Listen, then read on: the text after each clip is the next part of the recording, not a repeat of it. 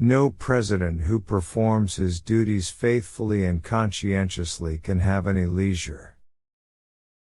Peace, plenty, and contentment reign throughout our borders, and our beloved country presents a sublime moral spectacle to the world.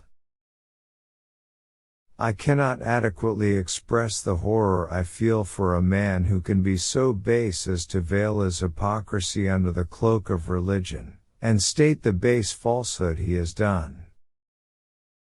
There is more selfishness and less principle among members of Congress than I had any conception of, before I became President of the U.S. It is not questioned that the federal government is one of limited powers. Its powers are such, and such only, as are expressly granted in the Constitution or are properly incident to the expressly granted powers and necessary to their execution. Minorities have a right to appeal to the Constitution as a shield against such oppression. One great object of the Constitution was to restrain majorities from oppressing minorities or encroaching upon their just rights. The world has nothing to fear from military ambition in our government.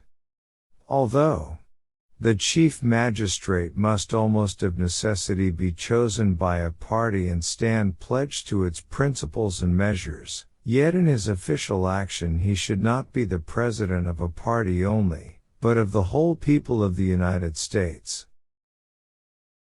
With me it is exceptionally true that the presidency is no bed of roses.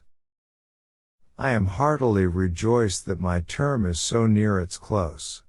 I will soon cease to be a servant and will become a sovereign. It becomes us in humility to make our devout acknowledgments to the Supreme Ruler of the universe for the inestimable civil and religious blessings with which we are favored. It is of great importance to our country generally, and especially to our navigating and whaling interests, that the Pacific coast and, indeed, the whole of our territory west of the Rocky Mountains, should speedily be filled up by a hardy and patriotic population. Foreign powers do not seem to appreciate the true character of our government. Our relations with the various Indian tribes continue to be of a pacific character. I would bring the government back to what it was intended to be, a plain economical government. The whole frame of the federal Constitution proves that the government which it creates was intended to be one of limited and specified powers. Under the benignant providence of Almighty God, the representatives of the states and of the people are again brought together to deliberate for the public good. Thank you for watching. Please like, share and subscribe the channel Quotes and Unquotes.